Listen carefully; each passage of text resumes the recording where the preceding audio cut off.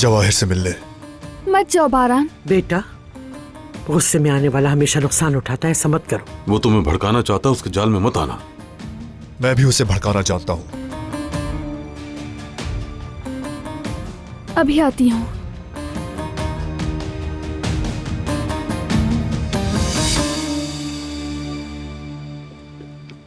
बारान,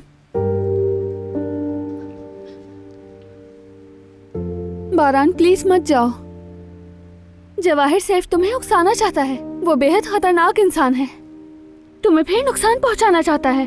फिक्र मत करो, अब नुकसान सिर्फ उसी को होगा, मुझे कुछ नहीं कर सकता। वो हमें तकलीफ देने की कोशिश कर रहा है, क्यों नहीं समझ रहे हो?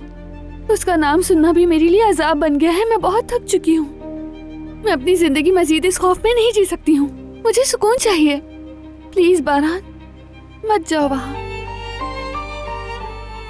अगर मुझसे जरा भी प्यार है तो। ठीक है, फिलहाल नहीं जा रहा, लेकिन सिर्फ अभी के लिए।